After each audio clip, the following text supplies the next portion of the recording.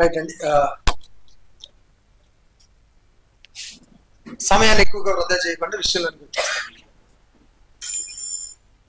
So మనం ఇప్పటిదాకా చదువుకున్న విషయంలో ఒక విషయాన్ని చూసాం. ఏంటంటే బైబిల్ అర్థం చేసుకోదగినదే అనేది మనకి గ్రంథం చెప్తున్నటువంటి మాట. అది పాత నిబంధన కానీ లేక క్రొత్త నిబంధన కానీ రెండూ కూడా అర్థం చేసుకోదగినవే, చేసుకోవాలని దేవుడు కోరుతున్నారు. దాని విషయంలో లేఖనాలు ఏం చెప్తున్నాయి అన్నది కూడా మనం చూద్దాం. బైబిల్ని అర్థం చేసుకోవాల్సిన ఆవశ్యకత ఏంటి? What is so important to understand the Bible? బైబిల్ని నిజంగా అర్థం చేసుకోవాల్సినంత అవసరం ఏముంది? అర్థం చేసుకోగలం అన్న విషయం తెలిసింది, ఇంతకీ అర్థం చేసుకోవాల్సినంత అవసరం ఏముంది? ఇప్పుడు మనం బైబిల్ చదివి నేర్చుకోకపోతే ఏమైపోద్ది? ఈ ఆకాశం ఏమన్నా ఊడిపడిపోద్దా? లేకపోతే భూకంపాలు వచ్చేస్తాయా? జీవితాలు ఏమైనా తలకిందులు అయిపోతాయా? బైబిల్ని అర్థం చేసుకోకపోతే ఏమవుతుంది? ఇంతకీ బైబిల్ ఏం చెప్తుంది? బైబిల్ని అర్థం చేసుకోవడం యొక్క ఆవశ్యకత ఏముంది అంటే మొట్టమొదటి విషయం అండి ఏంటంటే దేవుడు ఆజ్ఞాపిస్తున్నారు బైబిల్ని అర్థం చేసుకోమని. God is commanding us to understand, to have a proper knowledge about the word of God. దేవుడు చెప్తున్నారు. దేవుడు ఈ గ్రంథాన్ని మనకి ఎందుకు ఇచ్చారంటే దీన్ని మీరు సరిగా అర్థం చేసుకోండి. ఎలా చేయాలంటే సరిగా అర్థం చేసుకోండి అంటే అర్థం ఏంటంటే మీరు దానికి తీసుకోవాల్సిన ప్రతి జాగ్రత్తను మీరు తీసుకోండి. బైబిల్ విషయంలో మనం అందరం ఒకటి మర్చిపోకూడదండి. This is not just an ordinary book. No let me ask a question. ఇప్పుడు మన పిల్లలందరినీ స్కూల్కి పంపిస్తాం కదండి, పంపిస్తామండి. అందరినీ పంపించారండి. మీ పిల్లల్ని మీరు పంపించారు కదా, పంపిస్తున్నారు కదా. మీరే చెప్పుకోవచ్చు కదా, మీరు చెప్పుకోవచ్చు కదా. ఎందుకు పంపించారండి మీ పిల్లల్ని స్కూల్కి? ఎందుకు పంపించారంటే స్కూల్కి ఎందుకు పంపిస్తామంటే అక్కడ ఒక సిస్టమాటిక్ విధానంలో విషయాలు చెప్తారు, నేర్చుకోవాల్సిన విధానంలో అక్కడ విషయాలు చెప్తారు. అవును కదండి. అంటే ఈ లోకానికి సంబంధించిన విషయాలు నేర్చుకోవడానికి, అది సైన్సో మ్యాథ్సో ఇంకొకటో నేర్చుకోవడానికి మీ పిల్లల జీవితంలో ప్రైమ్ టైం అంటారు. మార్నింగ్ 8 నుంచి ఈవినింగ్ 5 వరకు ఒక వ్యక్తి జీవితంలో ముఖ్యమైన సమయం. అది ముఖ్యమైన సమయం అంటే పిల్లోడు 6 సంవత్సరాలు ఉన్న దగ్గర నుంచి 21 సంవత్సరాలు 23 సంవత్సరాలు ఈ వయసులోనే నేర్చుకోగలిగే సమయం. ఆ సమయాన్ని మీరు లక్షలు ఖర్చు పెట్టి మరి క్యారేజీలు కట్టి, యూనిఫాములు కొని, బుక్కులు కొని, వాళ్ళు ఏం తెమ్మంటే అది తెచ్చి మీ పిల్లోడికి అన్ని ఎందుకంటే ప్రొవైడ్ చేస్తారు? మీరు ఇంట్లో కూర్చోబెట్టి చదివించుకోవచ్చుగా. ఎందుకు చేయరు? డబ్బులు మిగిలిపోతాయి కదా, ఇంట్లో కూర్చోబెట్టి చదివించవచ్చుగా. ఎందుకు చేయరు? ఉద్యోగానికి సంబంధించి డబ్బులు సంపాదించడానికి సంబంధించి అయితే మీరు ఎక్కడ మంచి స్కూల్ ఉందో ఇవన్నీ కనుక్కొని వెళ్ళి జాయిన్ చేస్తారు. మరి జీవితానికి సంబంధించింది ఏమవుతుందండి? నాకు ఒక మాట అర్థం కాదు. ఈ పిల్లోడికి ఉద్యోగం రాలా, నేను చచ్చిపోతాడా? బతకడం రాదా? చదువుకున్న వాళ్ళు మాత్రం చదువుకున్న వాళ్ళు మాత్రం ఈ భూమి మీద బతుకుతున్నారా? నా డౌట్. బాగా చదివిన వాళ్ళు మాత్రం ఈ భూమి మీద బతుకుతున్నారా? చదవని వాళ్ళు అసలు ఎవరు బతకట్లేదు ఈ భూమి మీద. బెంగళూరు లాంటి ఊరిలో చదివిన వాళ్ళ కన్నా చదవని వాళ్ళు బాగా బతుకుతున్నారు. బతకడానికి మీకు చదువు అక్కర్లేదండి, తెలివి ఉంటే చాలు. బతకడానికి చదువు ఎందుకు? చదువు అనేది ఒక వ్యక్తిని ఉన్నతమైన స్థితికి తీసుకెళ్ళడానికి తప్ప డబ్బులు సంపాదించడం. చదువు ద్వారా డబ్బులు రావు. As a lecturer I'm telling you, even I tell to my children. నేను నా స్టూడెంట్స్కి ఓపెన్ చెప్తాను, అరే మీరు డబ్బులు సంపాదించాలంటే you are in the wrong place. చదువు ద్వారా మీరు ఎప్పటికీ డబ్బులు సంపాదించలేరు. డబ్బులు సంపాదించాలంటే గో అండ్ డూ బిజినెస్, వ్యాపారం చేసుకో. చదువు ద్వారా సాధించగలిగే కొన్ని ఉంటాయి, అవి చదువు ద్వారానే వస్తాయి. అవును కదండి. పిల్లోడు ఉద్యోగం గురించి మనం తెగ ఆలోచించేసి మంచి స్కూల్ జాయిన్ చేస్తే, మంచిగా చదువుకుంటే, మంచి మార్కులు వస్తే మంచి ఉద్యోగాలు వచ్చేస్తాయని మనం అంటున్నాం. Very good. మరి వ్యక్తిగత జీవితానికి సంబంధించి మరి పిల్లోడు మంచి మార్గంలో ఉండాలంటే మీ పిల్లోడు ₹1,00,000 సంపాదించి మిమ్మల్ని కొట్టినా ఓకేనా? మీ పిల్లోడు ₹1,00,000 సంపాదించి మిమ్మల్ని ఇంట్లో బయట తెస్తున్నా ఓకేనా? మీ పిల్లోడు మంచి పేరు సంపాదించి మంచి జ్ఞానం సంపాదించి రోడ్డు మీదకి వెళ్ళి గొడవలు పెట్టుకొని వచ్చినా ఓకేనా? మీకు మనశ్శాంతి లేకుండా చేసిన ఓకేనా? మరి వ్యక్తిగత జీవితాన్ని ఎవరండి రూపుదిద్దేది? మీరా? మీరు చేయరు. స్కూల్లా వాళ్ళు చేయరు. పోనీ సొసైటీయా? అసలు అది చేయదు. అందరం కలిసి దగ్గరుండి పాటు చేస్తున్నాం కదండి. మరి ఒక పిల్లోడు మంచి జీవితం జీవించాలంటే ఎవరు చేస్తారండి ఆ పని? ఎవరు చేయగలుగుతారు ఆ పని?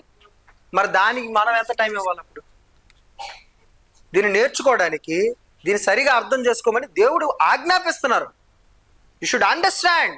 ఇది నీ జీవితాన్ని మార్చే మాటలో, ఇది నీ కేవలం ఉపాధిని ఇచ్చేది కాదు, ఇది అంతకు మించింది. ఇది నీ జీవితం మన పిల్లల జీవితం సరిగా ఉంటే అండి, వాళ్ళు చిన్న ఉద్యోగం చేసుకున్నా కూడా సంతోషంగా ఉంటారు.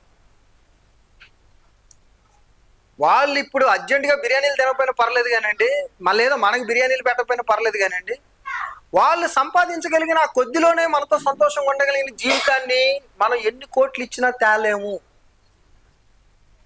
మంచి వ్యక్తిత్వం, నిజమైన జీవితం, ఉన్న దాంట్లో సంతృప్తిగా జీవించడం, జీవితం మీద ఆశ కలిగి ఉండడం, నిజాయితీ కలిగిన జీవితం, ఆనందదాయకమైన జీవితాన్ని మీరు డబ్బులతో కొనలేరు. మనం ఎంత డబ్బులు ఇచ్చి కొనగలమండి? నేను చాలా మందిని చూస్తాను మా కాలేజీలో పీటీఎంలు అయ్యేటప్పుడు. పేరెంట్స్ వస్తారు, వాళ్ళు పెద్ద పెద్ద పొజిషన్స్, చాలా పెద్ద పొజిషన్స్, వాళ్ళు కంపెనీలకి సీఈఓలు, పెద్ద పెద్ద పొజిషన్స్. వాళ్ళు వచ్చి మా పిల్లోడిని ఎట్టయినా మేము చెప్పామని చెప్పకండి, మళ్ళీ మాకు తెలుసు అని చెప్పకండి. పిల్లలకు భయపడే తల్లిదండ్రులు ఉన్నారు. ఇప్పుడు డబ్బు ఉంది, సంతోషం ఉందా? తల్లిదండ్రులకు బాధ తెచ్చేది ఎవరో కాదండి, బయట వాళ్ళు ఎవరు దారు. మీకు అత్యంత పెయిన్ ఎవరైనా ఇవ్వగలిగితే అది మీ పిల్లలు ఇవ్వగలరు. మరి అలాంటి పిల్లలు మీకు అంత నొప్పి ఇవ్వకుండా ఉండాలంటే, వాళ్ళు మంచిగా ఉండాలంటే, మీరు ఎంత సంపాదించేది, మీరు చేసేది ఏం చేసినా, అలాంటి పిల్లలు మంచిగా ఉండాలంటే మొట్టమొదటి వాళ్ళకి ఏం ఇవ్వాలండి? మీ స్కూల్ పుస్తకాలకు ముందు బైబిల్ని కూడా నేర్పించండి. వాళ్ళకి నేర్పించాలంటే ముందు మనం చదవడం, మనం చేద్దాం, మనం నేర్చుకుందాం, మనం నడుద్దాం, మన పిల్లోడు నడుస్తాడు. బైబిల్ అనేది మత గ్రంథం కాదండి. బైబిల్ అనేది సృష్టికర్త తన సృష్టికి ఇచ్చిన తన జ్ఞాన సంపద. మనుషులు నడవలసిన నడతను వివరించినటువంటి గ్రంథం. ఇది అన్యులు నమ్మకపోవచ్చు, పక్కన పెట్టారు. మిగతా వారు నమ్మకపోవచ్చు, పక్కన పెట్టారు. కనీసంగా దేవుని పిల్లలు అని చెప్పుకుంటున్న మీరు నేను కూడా నమ్మకపోతే ఇంకెంత ప్రయాసపడి మీ చేతిలోకి నా చేతిలోకి వచ్చిన బైబిల్ వల్ల ఉపయోగం ఏంటండి? అర్థమైంది కదండి? దేవుడు లేఖనాలను అర్థం చేసుకోమని, దానికి కావలసిన ప్రయాస పడమని చెప్తున్నారు. You should give enough time, enough environment. దాన్ని నేర్చుకోవడానికి, చదవడానికి జీవితంలో కొంత సమయాన్ని ప్రత్యేకంగా వెచ్చించు. దాన్ని అర్థం చేసుకోవడానికి నువ్వేం చేస్తావు అన్నది మాత్రం దేవుడు తప్పక ప్రశ్నిస్తారు. He will definitely question. ఎందుకంటే ఆయన ఆజ్ఞాపిస్తున్నారు. ఒకసారి యోహాను సువార్త 8వ అధ్యాయం 31వ వచనం చదవండి. మన అందరికీ తెలిసిన మాటలు ఇవన్నీ, ఏం కొత్త మాటలు కాదండి. నేను ఇక్కడేం కొత్త ఏం చెప్పట్లా. కాబట్టి యేసు ఎవరితో చెప్తున్నారండి? ఆయన తనను నమ్మిన యూదులతోనే చెప్తున్నారు. ఏమని? మీరు ఏమన్నారండి? ఆయన మీరు నా వాక్యమందు నిలిస్తే, అదండి దేవునికి శిష్యులుగా ఉండాలన్నా, ప్రభువుకి శిష్యులుగా ఉండాలన్నా, ఆయన వెంబడించాలన్నా కండిషన్ ఏం చెప్తున్నారంటే ఆయన, మీరు నా వాక్యంలోనే నిలిచి ఉండాలి, దాన్ని అర్థం చేసుకోవాలి, దానిని గ్రహించాలి. హీఈస్ నాట్ రిక్వెస్టింగ్ అస్ అండి, he's not requesting us, he's commanding us. ఆయన క్లియర్గా చెప్తున్నారు, ఇది కండిషన్. మీరు నాకు శిష్యులై ఉండాలంటే నా వాక్యాన్ని మీరు గ్రహించి తీరాలి. ఇది ఆజ్ఞ అయి ఉన్నది. నేను దేవునికి శిష్యులుగా ఉంటానండి, ప్రభువుకి శిష్యుడిగా ఉంటాను, నేను దేవుడిని వెంబడిస్తాను, బట్ ఆయన మాటలు నాకు అక్కర్లేదు. నేను దేవుడు ఏమంటారంటే, నాయనా నువ్వు వెంబడిస్తావు, బట్ నన్ను మాత్రం కాదు, నీకు నచ్చిన క్రైస్తవ్యాన్ని, నీకు నచ్చిన విధానాలు, నువ్వు అనుకునే దేవుణ్ణి, నేను నువ్వు అనుకునే దేవుడిని కాదు, నేనేమై ఉన్నానో నీకు తెలియజేశాను. అవి తెలుసుకొని నన్ను వెంబడిస్తావా, నాకు శిష్యుడై ఉంటావు. కాదు, నేను వెంబడిస్తా, కానీ మీరు చెప్పినట్టు కాదు. నేను ఫైన్, నువ్వు అప్పుడు నన్ను వెంబడించవు, నీ సొంత ఆలోచనలే నువ్వు వెంబడిస్తావు, నీ సొంత దేవుణ్ణి నువ్వే సృష్టించుకుంటావు. లేఖనాలు లేకుండా దేవుని వెంబడించడం అనేది అసాధ్యం. దేవుడు తన లేఖనాలను అర్థం చేసుకోమని మనకు ఆజ్ఞాపిస్తున్నాడు. దాని ఆవశ్యకత దేవునికి తెలుసు. మీరు పితరుల యుగంలో పుట్టలేదు, లేకపోతే ఇంకొక సమయంలో పుట్టలేదు. సంపూర్ణంగా గ్రంథం ఇవ్వబడి మన చేతికి వచ్చిన సమయంలో పుట్టి ఎంత భాగ్యం, ఎంత భాగ్యం! దేవుని చిత్తాన్ని పూర్తిగా తెలుసుకోగలగడానికి ఉన్న కాలంలో పుట్టాము. ఇది మనకు అర్థం అవట్లే. క్షేమ పుట్టినట్టు కూడా లేదు మనకి. ఇన్ని వేల సంవత్సరాలు ప్రయాణం చేసి మన చేతిలోకి వస్తే దీనిని మనం ఎలా చూస్తామంటే అక్కడ పెట్టేసి ఇష్టం వచ్చినట్టు బతికేస్తాం. దేవుడు చెప్తున్నాడు, దీన్ని అర్థం చేసుకో, నువ్వు దానికి ప్రయాసపడు, సమయాన్ని వెచ్చించు. నువ్వు వెచ్చించిన ఏ ఒక్క క్షణం కూడా వృధా కాదు. నీ జీవితాన్ని మార్చేస్తుంది, నీ జీవితాన్ని ఆనందమయంగా చేసేస్తుంది. ఏది నిజమైన ఆనందమో, ఏది శాశ్వతమైనదో నీకు రుచి చూపిస్తుంది. దీన్ని రుచి చూచిన వాడు మరి ఎప్పటికీ దీని నుంచి వెనుక తిరగడు. దావీదు గారు చెప్పారు, జుంటు తేనె కన్నా అది చాలా తీయగా ఉన్నాయి నీ మాటలు అనేది ఆయన చెప్తున్నారు. Because he tasted it, he understood it. వాటి ప్రకారం నడవడం ద్వారా కష్టాలు అనుభవించాడేమో కానీ ఎవరి ముందు తలదించుకోలేదు. వాటిని వదిలేళ్ళినప్పుడే తలదించుకోవాల్సిన పరిస్థితి వచ్చింది. జీవితాంతం పరిగెట్టాడే కానీ ఎక్కడా తప్పు చేసిన పరిస్థితి రాలేదు. తప్పు చేసిన తర్వాత మాత్రం చాలా బాధపడ్డాడు. వీటిని ఆనుకున్నంత కాలం ఎన్ని కష్టాలు వచ్చినా ఫేస్ చేయగలిగాడు.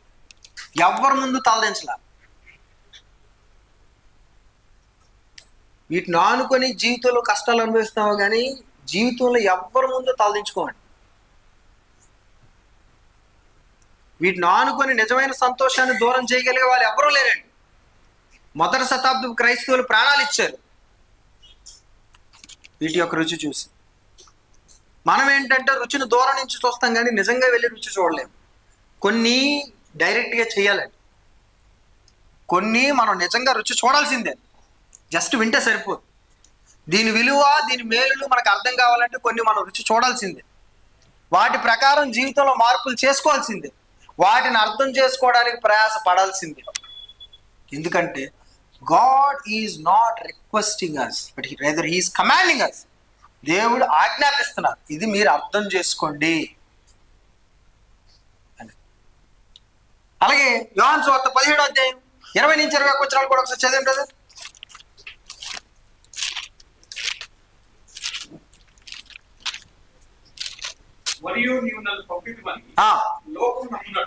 లోకమును అన్నట్లు తండ్రి నాయందు నీవును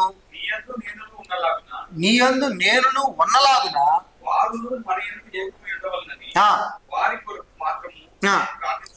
ఏంటంట, మీరు నేను ఏ విధంగా ఏకంగా ఉన్నామో వాళ్ళు అలా ఉండాలని కోసం ప్రార్థన చేయట్లా. మీరు ఎందుకు ప్రార్థన చేస్తున్నారంట చదవండి. వారి వాక్యం వలన ఏకమై ఉన్నారు. అదే దేన్ని బట్టి మనం అందరం ఏకత్వంలోకి రావాలంటే అంటే ఇది అర్థం చేసుకోవాలని దేవుడు కోరుతున్నారా? మనందరం ఏకత్వాన్ని దేవుడు కోరుతున్నారంటే దీన్ని అర్థం చేసుకోమనే దేవుడు కోరుతున్నారు. ఇది అర్థం చేసుకోకుండా, దీన్ని ప్రయాసపడకుండా, దీని గురించి వెచ్చించాల్సిన సమయం వెచ్చించకుండా, దీనికి చేయవలసింది చేయకుండా, ఇది అర్థం కాలేదండి ఎందుకు అర్థం అవుతుందండి? మీరు ఓ పని చేయండి సీరియస్గా, లెట్ us ఇంప్లిమెంట్ ఇట్. మనం అందరం చేద్దాం. చెప్పండి ఏంటంటే, మన పిల్లలకి మంచి స్కూల్ చూద్దామండి. మంచి స్కూల్ బెంగళూరులో మంచి స్కూల్స్ ఉన్నాయండి, ఇంటర్నేషనల్ స్కూల్స్. అవి చూద్దాం. ఫీజు కడదామండి, స్కూల్ పుస్తకాలు కొందామండి, యూనిఫామ్ కొందామండి, షూస్ అన్నీ కొందామండి. పిల్లలు మాత్రం ఇంట్లో వచ్చేస్తాం. ఇంటికి సర్టిఫికేట్ నడుచుకుంటూ వచ్చేస్తుందండి. సర్టిఫికేట్తో పాటు నాలెడ్జ్ కూడా వచ్చేస్తుంది. చదవా మంచి స్కూల్ చూడండి, అడ్మిషన్ తీసుకోండి, డబ్బులు కట్టండి, పుస్తకాలు కొనండి, యూనిఫామ్లు కొనండి, పిల్లల్ని ఇంట్లో ఉంచేయండి. మార్కులు ఎందుకు రావో నేను చూస్తాను. ఇప్పుడు మన లాజిక్ అయితే అదే. మరి మంచి బైబిల్ కొంటామండి, కొంటాం. బైబిల్ మంచిది కొంటాము, దీన్ని అన్ని చేస్తాము, అదే అంటాం, ఇది అంటాం, దాన్ని ఇంట్లోనే అలా పెడదామండి. దాని జ్ఞానం మనకి ఎందుకు అర్థం కాదో మనం చెప్తున్నాం కదా, మనకు అర్థమైపోద్దని లెట్స్ డూ దిస్. మరి ఇది కూడా చేద్దాం. ఈ వేషధారణ వద్దండి మనకి, నిజాలు మాట్లాడుకుందాం. ఏం పిల్లడు ఒకరోజు స్కూల్కి వెళ్ళకపోతే ఒప్పుకుంటారు అండి మీరు? రచ్చ చేస్తారే, గోల చేస్తారే, లక్షలు కట్టేవరా నీకు, నువ్వు స్కూల్కి వెళ్ళాలంటే ఎలా అని అంటావే. వందల సంవత్సరాలు గడిచి నీ చేతులకు వచ్చిందే, వందల మంది వేల మంది ప్రాణాలు కోల్పోయారే, మరి దీన్ని చదవడానికి ఏంటి నొప్పి? దేవుడు ఆజ్ఞాపిస్తున్నారే, చదవడానికి ఏంటి నొప్పి? నేను దేవునికి శిష్యుడిగా ఉంటాను కానీ దేవుని మాటలు నాకు వద్దనడానికి నొప్పి ఏంటి అని అనడానికి మనకు వచ్చిన నొప్పి ఏంటి? అంటే దేవుడు ఆజ్ఞాపించినా కూడా ఏనవా మనం? అంటే ఇంకెవరు చెప్పాలి అప్పుడు? దేవుడు చెప్పిన వినకపోతే ఇంకెవరు చెప్పాలి వచ్చి మనకి? నేను మళ్ళీ అదే ప్రశ్న అడుగుతాను, అంత పెద్దోళ్ళం అయిపోయావా అన్నది. అంటే వయసు వస్తే పెద్దోళ్ళం అయ్యా, మన వయసు అంత బోడి వయసు. దీని వయసు ముందు మన వయసు ఎంత అండి? అంత పెద్దోళ్ళం అయిపోయావా? దేవుడు ఆజ్ఞాపించినా కూడా మనం చదవవా? ఆయన చెప్తున్నారు కదా, నువ్వు ఇది నాకు శిష్యుడై ఉండనేరవు, ఇది నువ్వు అర్థం చేసుకోకుండా గ్రహించకుండా నాకు శిష్యుడై ఉండడం సాధ్యం కాదు అని ప్రభు చెప్తున్నారు కదా. అయినా కూడా చదవడానికి ఏంటి మనకి? అంత మొండితనమా? అప్పుడు హెబ్రీ పత్రిక 2వ అధ్యాయంలో చెప్పిన మాట కరెక్టే. ఎంత గొప్ప రక్షణను మీరు నిర్లక్ష్యం చేసిన ఎలా తప్పించుకోలేదు? తప్పలేదు. మనల్ని నిత్య నరకంలో పంపించడం తప్పే లేదండి, తప్పే లేదు. ఈ కొవ్వు పట్టిన శరీరాన్ని, తోలు మందం అయిపోయిన శరీరాన్ని శిక్షించడం తప్పే లేదు. ఈ క్రొవ్వు పట్టిన హృదయానికి, బుద్ధిమాలిని బుద్ధికి శిక్షించడం తప్పే లేదు. There's nothing wrong at all to send us for eternal punishment. తప్పే లేదు, అసలు ఏమి చలనం లేదండి. ఇది ఎవరు చెప్పినాను? దేవుడు చెప్పినాను. తోలు ఏమైనా అయిపోయిందంటే మందం అయిపోయిందంట, తెలుసునా? ఇంక మనం ఎంత బాధినా దాన్ని ఏమంటారంటే వాత వేయబడిన మనస్సాక్షి అన్నారు. తప్పే లేదు. రేపొద్దున తీర్పు దినాన్ని మనం అక్కడ నించొని, ఏనాయనా నీ గ్రంథం ఇచ్చాను కదా, నీ జీవితాన్ని బాగు చేసుకోవడానికి ఇచ్చాను కదా, ఎందుకు బాగు చేసుకోలేదంట?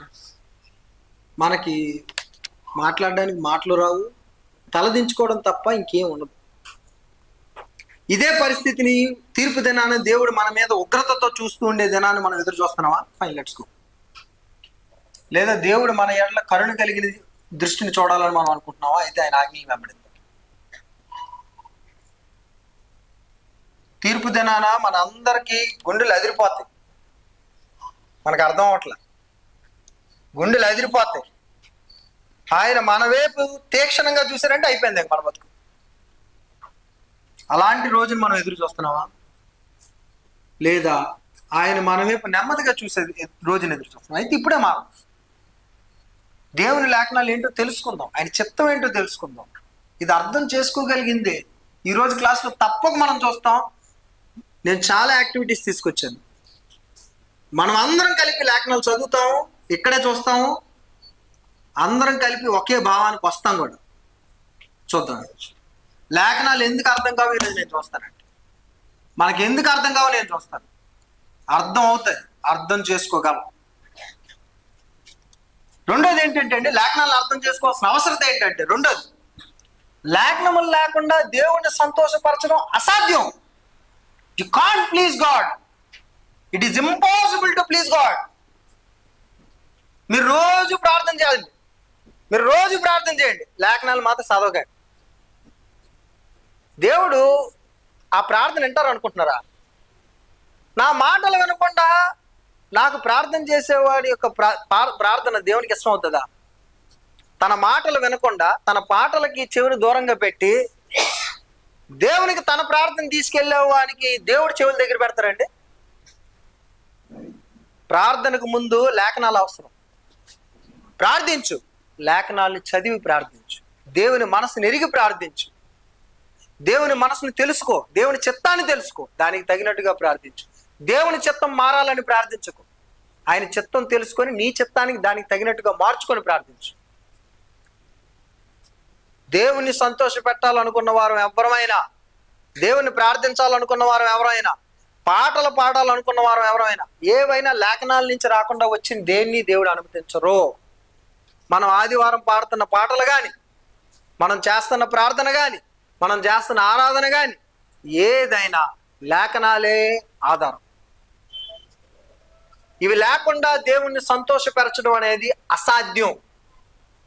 ఒకసారి సమూయేలు గ్రంథం మనందరికీ తెలిసిందేనండి. సమూయేలు గారు పౌలు గారితో చెప్తున్న మాట, సౌలుతో చెప్తున్న మాట. మొదటి సమూయేలు 15వ అధ్యాయం 22వ వచనం. అందుకు సమూయేలు ఒకడు గైకొనుట వలన ఏంటంటండి, తాను సెలవిచ్చిన ఆజ్ఞను ఒకడు గైకొనుట వలన యెహోవా సంతోషించినట్లు దహన బలులు అర్పించుట వలన సంతోషించునా అని అడుగుతున్నాడు ఆయన ప్రశ్న.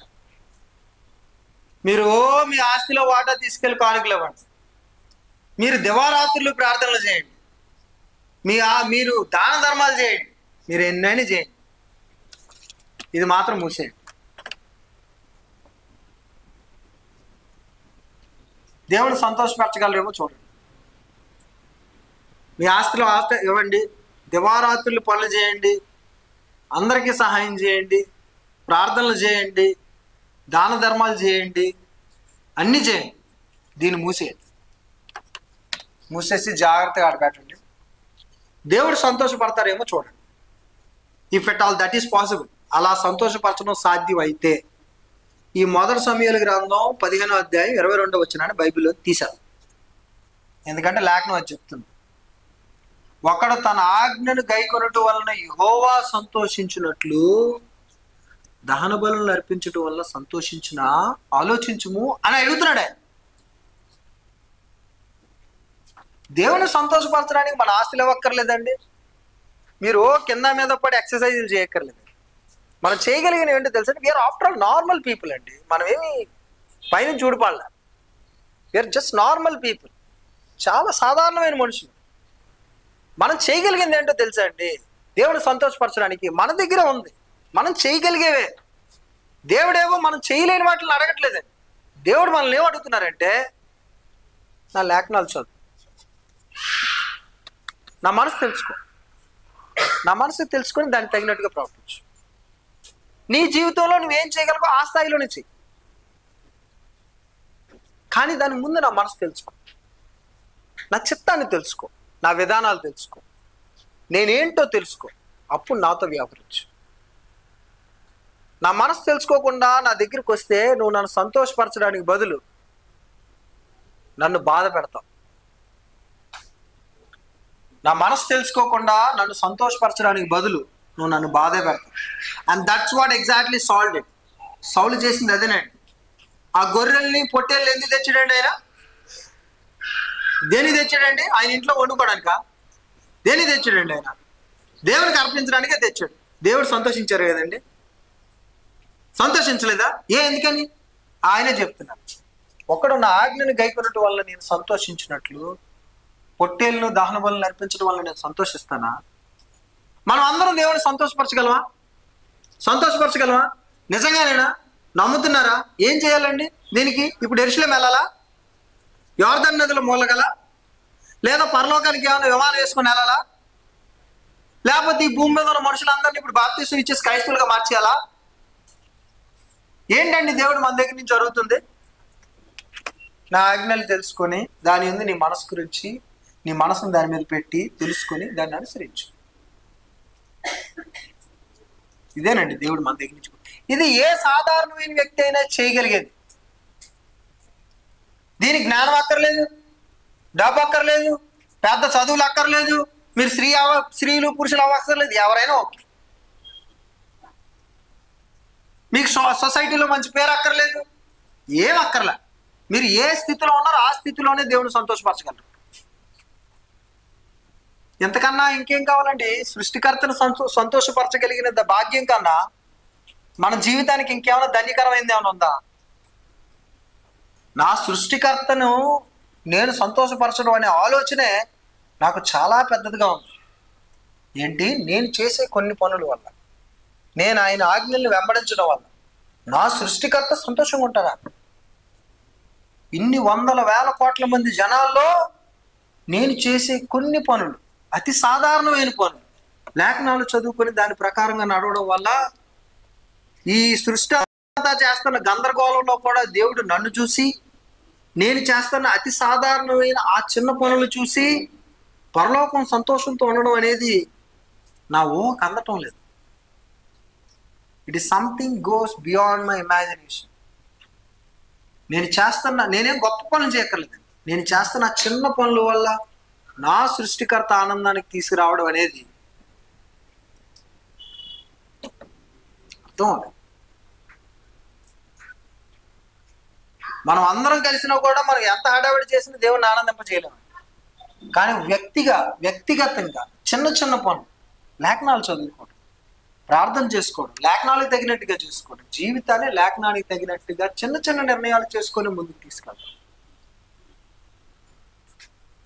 దేవుడు ఎంత సంతోషపడతారండి? ఆహా, నేను ఈ బిడ్డను సృష్టించినందుకు నా జీవితం నేను సంతోషంగా ఉన్నాను, నేను నిజంగా సంతోషంగా ఉన్నాను. జనులందరూ మత్తులెక్కిపోయి పిచ్చోళ్ళలాగా లోకంలో తిరుగుతుంటే ఈ చిన్న బిడ్డ ఆ చిన్న చిన్న పనుల విషయంలోనే నమ్మకంగా ఉండి నాతో నడుస్తున్నాడు. నేను సంతోషంగా నడుస్తాను ఆత్మతో. దేవుడు నడుస్తారండి మనతో. లేఖనాలను చదివి దాని ప్రకారం వెంబడిస్తే దేవుడు నడుస్తారు. ఏంటి, సర్వ సృష్టికర్త మనతో నడుస్తారా? ఆహా, ఎంత భాగ్యం, ఎంత భాగ్యం. యెరూషలేముకి వెళ్తే నడవరండి, ఏదో తీర్థయాత్రలు చేస్తే నడవరండి. చిన్న చిన్న మన చేతిలో ఉన్న గ్రంథాన్ని చదువుకున్నది దేవుని సంతోషపరచగలమండి? లేఖనాలను వదిలే సంతోషపరచగలమండి? ఇంపాసిబుల్. దేవుని సంతోషపరిచే వారుగా ఉందామా, దేవుని ఉగ్రతను తెచ్చుకునే వారుగా ఉందామా అన్నది నిర్ణయం మరలా మనదే. దీనికి మీ ఆస్తులు అమ్మక్కర్లేదు, సర్కస్ ఫీట్లు ఏం చేయక్కర్లేదు. అపవాదిని ఎదుర్కోవడానికి లేఖనాలు అవసరం అండి, అవసరం అండి. మరి మనం చాలా పవర్ఫుల్ కదండి. మరి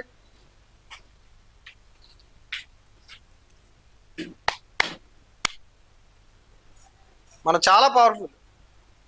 అపవాది మన ముందు ఎంత అండి?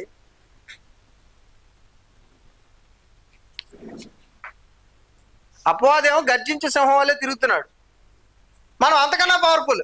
అందుకే దీంతో పనిలే మాకు. మేము సింగిల్గా ఫేస్ చేయగలం ఏదైనా, మనం సింగిల్గా ఫేస్ చేయగలం కదా. We are so powerful. ఎంత పవర్ఫుల్లోనండి, ఒక్కరోజు జీవితాన్ని ఎప్పుడైనా ఒక్కరమే కూర్చొని ఆ రోజు ఏం చేసామో చూడండి, తలదించుకొని పరిస్థితి ఒక్కటైనా చేయకుండా మనం బతికేమో లేదు చూసుకోండి సార్. తప్పు చేయకుండా ఒక్కరోజు, తప్పుడు ఆలోచన చేయకుండా ఒక్కరోజు బతకగలిగేమో లేదో చూడండి చాలు. ప్రతి క్షణం అపవాది వాని దూతలు మనల్ని పరీక్షిస్తూనే ఉన్నారు. ప్రతి పరిస్థితి మనల్ని ఛాలెంజ్ చేస్తూనే ఉంది. ప్రతి నిర్ణయం మన ముందు నిలబడి ఇటా అని అడుగుతూనే ఉంది. ప్రతి వ్యక్తి మన జీవితంలో ఎదురవుతున్న ప్రతి వ్యక్తి మనల్ని ఇటువైపు తోయడానికి ప్రయత్నం చేస్తూనే ఉన్నాడు. Every single day is a battle, every single day is a challenge and every single minute is a battle. ప్రతి నిమిషం మన ముందు ఒక క్వశ్చన్ పెట్టబడుతుంది, ఇటా. ప్రతి చిన్న పరిస్థితి మనల్ని ఒక క్వశ్చన్ చేస్తుంది, మనల్ని టెస్ట్ చేస్తుంది, ఇటా. ఎంత గందరగోళమైనటువంటి పరిస్థితులు మన ముందుంటే మనకు చీమ కొట్టినట్టు కూడా లేదు పడుకోవడానికి. చీమ కుట్టినట్టు కూడా లేదండి.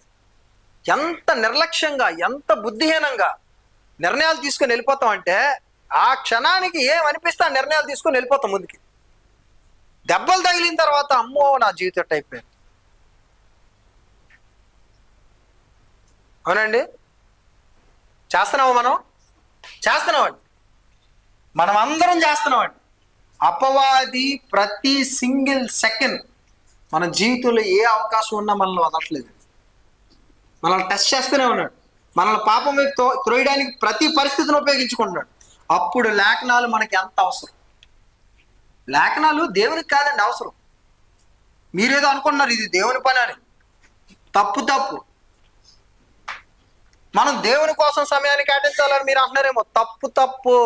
బైబిల్ చదివితే దేవునికి సమయాన్ని కేటాయించడం ఏంటి? మీరు సమయాన్ని కేటాయించుకుంటున్నారు. అంటే మీరు బైబిల్ చదివితే దేవునికి ఏ విధంగా లాభం అండి? ఇప్పుడు నాకు అది చెప్పండి. పోనీ దేవునికి కేటాయించడం అన్నారు కదా. మీరు బైబిల్ చదివితే దేవునికి వచ్చే ఎక్స్ట్రా మహిమ ఏంటో చెప్పండి. పోనీ నాకు ఆయనకి ఏమన్నా తక్కువ ఉందా? మనం ఆయనకి ఏమి యాడ్ చేయగలం? మనం ఏం చేయగలం? ఆయన దగ్గర నుంచి పొందేవాళ్ళం మనం. మీరు బైబిల్ చదివితే ఎవరి జీవితాలు బాగుంటాయి? అపవాదిని ఎదుర్కోవడానికి శక్తి ఎవరికి కావాలి? దేవునికా? మనకి. మనం ఎంత మొద్దుగా అయిపోయామంటే మనం చాలా వీక్. అది మనకి తెలుసు. ఒక చిన్న పరిస్థితి మనల్ని చిన్న ఇరిటేట్ చేస్తే మన కంట్రోల్ లూజ్ అయిపోతాం. చిన్న ఇరిటేషన్ అండి, చిన్న ఇరిటేషన్స్కే మనం కంట్రోల్ లూజ్ అయిపోతాం. ఇరిటేట్ అయిపోతాం, ఇష్టం వచ్చినట్టు మాట్లాడతాం. మనం కంప్లీట్గా అవుట్ ఆఫ్ కంట్రోల్కి వెళ్ళిపోయి మనం ఇష్టం వచ్చినట్టు చేస్తూ ఉంటాం. అవును కదండి? ఎంత వీక్ మైండెడ్ పీపుల్ మనం. ఇది లేకుండా అపవాదిని ఎలా ఎదుర్కొందామని? ఏంటా ధైర్యం మంది? ఏంటా నిర్లక్ష్యం మంది? నిజంగా బలవంతుడు కూడా అనుకోడు. ఈ మాట, నేను అపవాదిని ఎదుర్కోగలను లేఖనాలు లేకుండా. ఏంటా నిర్లక్ష్యం? మరి చేసేసినవన్నీ చేసేసి నాకు చాలాసార్లు నవ్వు వస్తుందండి. ఎంత నవ్వు వస్తుందంటే, ఎవరైనా చనిపోయినప్పుడు మన పర్ఫార్మెన్స్ ఉంటుందండి. ఎవరైనా చనిపోయినప్పుడు క్రీస్తునందు చనిపోతుంది, మనకు నిరీక్షణ ఉందండి. ఈయన తప్పక కలుసుకోగలరు. నిజంగా ఇదే మాట మీరు అర్థంలో చూసుకొని చెప్పుకోగలరా?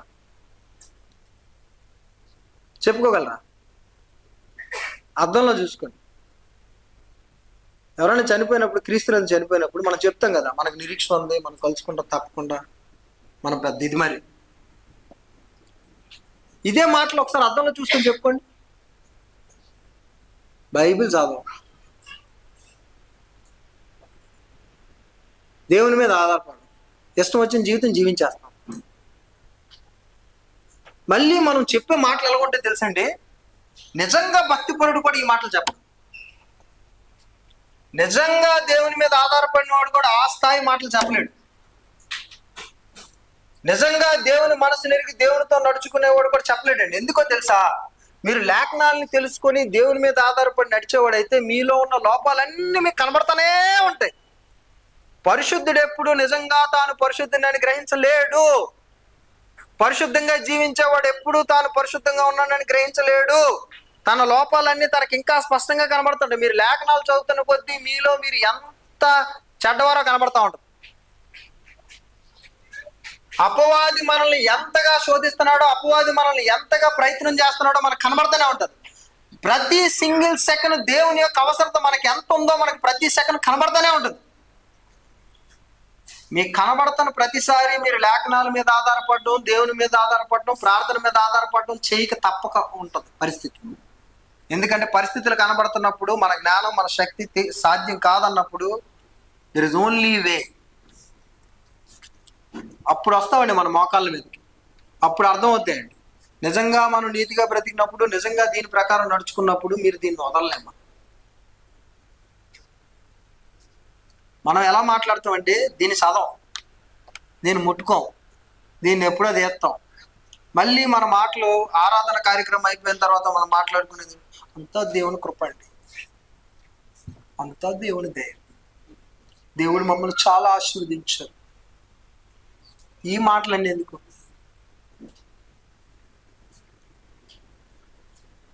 ఈ మాటలన్నీ ఎందుకు? మనం మాట్లాడొద్దు. లెట్స్ డూ, చేద్దాం. మనం నిజాయితీగా చూసుకుంటే మన లోపలన్నీ మనకు తెలిసిపోతాయి. లేఖనాలకి మనం ఎంత విలువ ఇచ్చామో వాటి యొక్క స్థాయి ఏంటో మనకు తెలిసిపోతుంది. మన బైబిల్ ఓపెన్ చేస్తే అంటే చాలా మంది పేజీలు అతికిపోయి ఉంటాయండి. దాని అర్థం ఏంటంటే ఓపెన్ చేయలేదండి,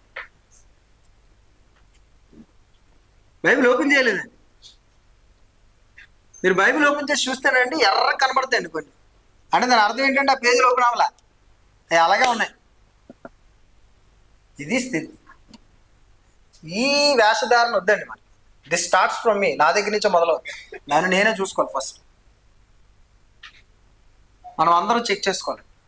అపవాది మనల్ని చాలా ఇబ్బందులు పెడుతున్నాడు కదండి. అతన్ని ఎదుర్కోవాలంటే మనకేం కావాలండి? ఆయుధం కావాలి కదండి. ఏమిటి దేవుడు మనకి ఇచ్చిన ఆయుధం? చదవండి మరి ఎఫెసీయులకు రాసిన పత్రిక 6వ అధ్యాయం 11 నుంచి 14 వచనాలు క్విక్గా.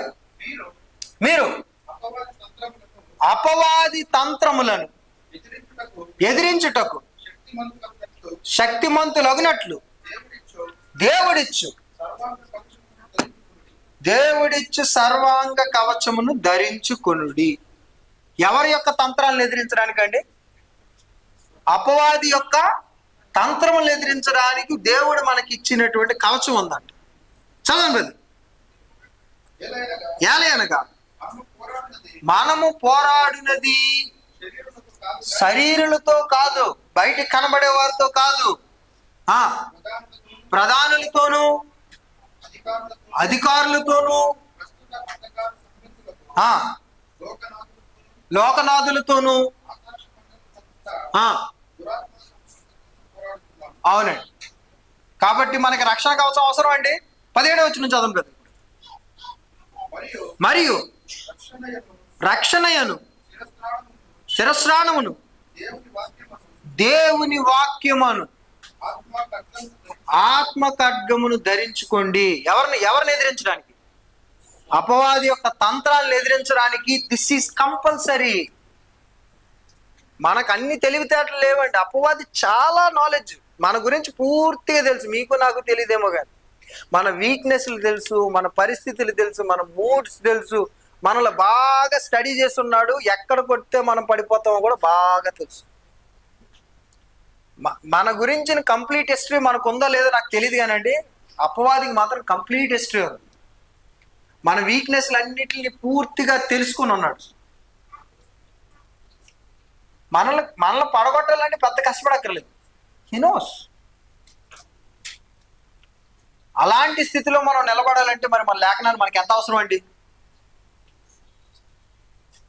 లేఖనాలు దేవుని కోసం కాదండి, మన కోసం, మన జీవితాలు బాగుపడడం కోసం. ఇది మనం అర్థం చేసుకోవాలి.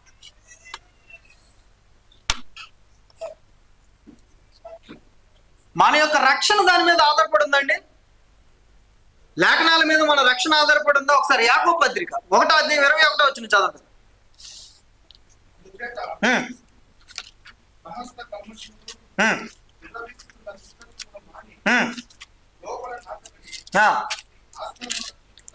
లోపల నాటబడి మీ ఆత్మలను రక్షించుటకు శక్తిగల వాక్యమును. ఏంటంటండి? లోపల నాటబడి మీ ఆత్మలను రక్షించుటకు ఏదైతే శక్తిగల వాక్యం ఉందో దాన్ని ఏం చేయాలంటే సాత్వికముతో అంగీకరించు.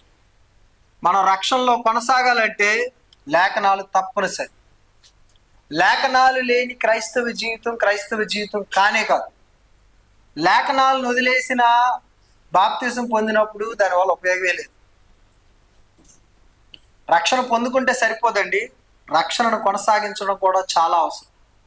రక్షణ కొనసాగించడానికి దేవుని లేఖనాలు అనేవి అత్యవసరం. మనం అందరం ఆరాధనకి వెళ్తున్నాం, ఆదివారం మనం అందరం కానుకలు ఇస్తున్నాం, మనం అందరం మన సమయాన్ని వెచ్చిస్తున్నాం, అన్నీ చేస్తున్నాం. కానీ దేవుని లేఖనాలు ఎందుకండి మనం దూరంగా పెట్టుకుంటాం? ఇవన్నీ బూడిదలో పోసిన పన్నీరే కదా. ఇవన్నీ బూడిదలో పోసిన పన్నీరే. దీన్ని వదిలేసి మనం ఎన్ని డ్రామాలు ఆడితే మాత్రం ఉపయోగం ఏముంది? ఏం ఉపయోగం ఉందండి? మన రక్షణ నిలబడుతుందా? ఎంత చేసి ఎంత ప్రయాస, ఈ లోకం ముందు మనం చేసిన బ్యాకప్ అంతా నిలబడుతుందా? మనం చేసిన పర్ఫార్మెన్స్ అంతా నిలబడుతుందా? దీన్ని వదిలేసి మనం సాధించేదే ఉందండి. దీన్ని వదిలేసి మన బతుకులు మనము ఆనందంగా పొందేసింది ఏముంది ఇందులో? ఇదంటే మనకి ఎందుకు అంత కక్ష? ఇదంటే మనకి ఎందుకు అంత అసహ్యం? దీన్ని దూరం పెట్టాల్సినంత అవసరం ఏముంది అసలు? దీన్ని చదవడానికి మనకు వచ్చిన నొప్పి ఏంటి? ఇదేం మన జీవితానికి అంత కష్టం, అంత నష్టం, అంత నష్టం తీసుకొచ్చింది ఇది? దీని ప్రకారం నడుచుకొని జీవితాలను పాడు చేసుకున్న వాళ్ళు ఎవరన్నా ఉంటే చేయొద్దండి పోనీ. దీని మాటల ప్రకారం మేము నడుచుకొని మా జీవితంలో చాలా కష్టాలు అనుభవించాం, మా జీవితాలు పాడు చేసుకున్నాం అన్న వాళ్ళు ఎవరన్నా ఉంటే చెప్పండి పోనీ. దీని మీద ఎందుకు మనకు అంత కోపం? దీన్ని ఓ పక్కన పడేసిన అంత అవసరం ఉంది? మనకు రక్షణ అంటే భయం కూడా లేదా? Fine, there is a day. ప్రకృతి, దెర్ ఇస్ ఎ డే. ప్రతిదానికి ఓ రోజు ఉంది. ఎక్కడ పోతాం? ఐఎమ్ నాట్ వార్, నేను థ్రెటనింగ్ చేయట్లేదండి. I'm just telling. నేను ఎవరిని ఇక్కడ బెదిరించట్లేదు, నేను జస్ట్ చెప్తున్నాను అంతే. Fine, there is a day. ఎక్కడ పోతాం? ఇది మనకి చేసిన నష్టం ఏమీ లేదండి. దీన్ని ఎందుకు ద్వేషిస్తున్నామో తెలియదు, దీన్ని ఎందుకు దూరంగా పెట్టుకుంటున్నామో తెలియదు, దీన్ని ఎందుకు చదవమో తెలియదు, ఇదంటే మనకి ఎందుకు ఇష్టం రాదో తెలియదు. కానీ మన రక్షణకు, మన జీవితానికి, మనకు సంబంధించిన ప్రతి విషయంతో ఇది ముడిపడదు. మనం బిజీ అనో, మన వయసు పెద్దదైపోయిందనో, ఇంకొకటనో కారణాలతో మనం దీన్ని దూరం పెట్టుకున్నాం. ఎక్కడున్న వారు ఎవరైనానండి దీని ముందు చిన్నపిల్లలే. మీరు మాడవచ్చు, మగవచ్చు, మీ వయసు 90 ఏళ్ళు అవ్వచ్చు, 100 ఏళ్ళు అవ్వచ్చు, but still you are a little kid in front of such scripture. Scripture కన్నా పెద్దవాళ్ళం కాదు, ఎందుకంటే దీని వయసే చాలా పెద్ద. అంత పెద్ద ఇంత వయసు ఉన్న వ్యక్తి ఒకవేళ మన దగ్గరికి వచ్చి మాటలు చెప్తే మనం వినవా? ఒళ్ళు దగ్గర పెట్టుకుని అంటాం కదా, అవును కదండి. మరి ఇంకప్పుడు ఈ లేఖనాలు మనకి చెప్తూ తన గర్భంలో దాచుకున్న గొప్ప విషయాలు వినడానికి ఏంటండి మనకు నొప్పి? మన రక్షణ విషయంలో కూడా మనకు భయం లేదా? రక్షణ కోల్పోతామన్న చీము చెక్క అయినా ఉందా మనకు అసలు? మళ్ళీ మనం ఫ్యూనరల్ కార్యక్రమాల దగ్గరికి వెళ్ళేటప్పుడు మనం చేసే పర్ఫార్మెన్స్ ఉంటో చూసానండి, ఆ కన్విక్షన్తో చెప్తామండి. మనం కాన్ఫిడెన్స్తో చెప్తాం. అప్పుడు ఒక పాట కూడా పాడతామండి. ఏం పాట పాడతాం తెలుసండి? నేను వెళ్తాను, ఒక పాట ఉంటుందండి, నాకు తక్కువ అని గుర్తు రావట్లేదు, కానీ నేను చేరేదను అని ఒక పాట ఉంటుందండి.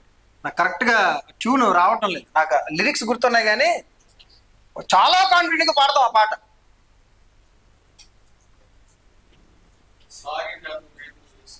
అదొకటి బ్రదర్. మరణం టైంలో ఒక పాట పాడతాం బ్రదర్. నేను కూడా చేరియుందు నచ్చటన్ అని ఒక పాట పాడతాం.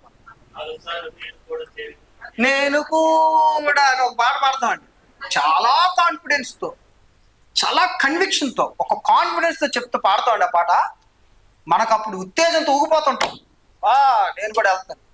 అసలు నన్ను నేను చూసుకుంటే నాకు అనిపి సిగ్గుందా నాకు అసలు?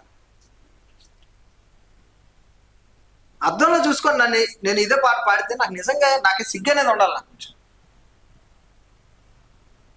కొంచెం హార్ష్ వర్డ్ వాడేనని మాత్రం అనుకోపాక, ఇది నాకే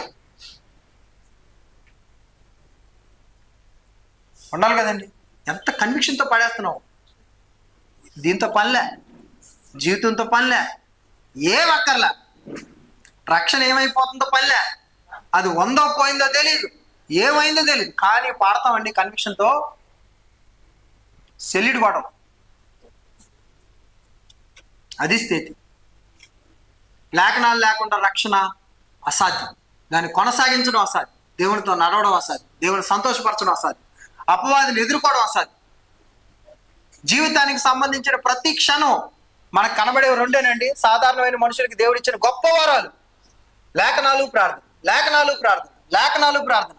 సాధారణమైన మనిషి దగ్గర నుంచి అత్యంత గొప్పవాడైన మనిషితో సహా ఆధారపడదగిన అత్యవసరమైన రెండే రెండు ఉన్నాయి, లేఖనాలు.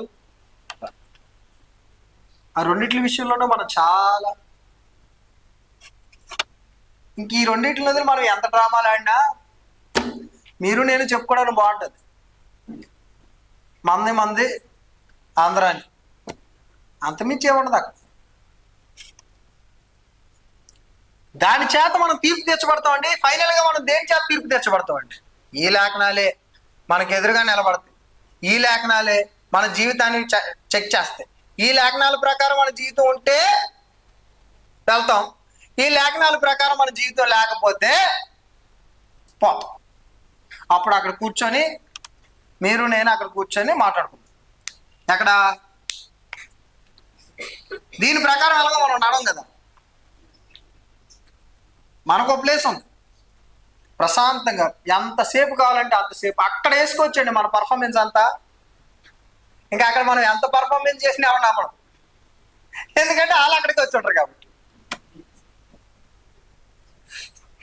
అప్పుడు ఏమంటారంటే ఇంక చాలు అంటే ఇంకెక్కడ మనం చేసేదేం లేదు, కిందన చేసిన చేయలు మనం చాలు చేసాం కిందన, అందుకే ఎక్కడికి వచ్చాము, ఇంకెక్కడ కూడా పర్ఫార్మెన్స్ చేసుకున్న పెద్ద ఉపయోగం లేదు, ఏడవడం తప్ప, గుండ్లు కొట్టుకోవడం తప్ప, మనల్ని మనమే శపించుకోవడం తప్ప, ఎంత బుద్ధిహీనంగా ప్రవర్తించానని మనం అనుకోవడం తప్ప ఇంకా మనం చేయగలిగేది ఏమీ లేదండి.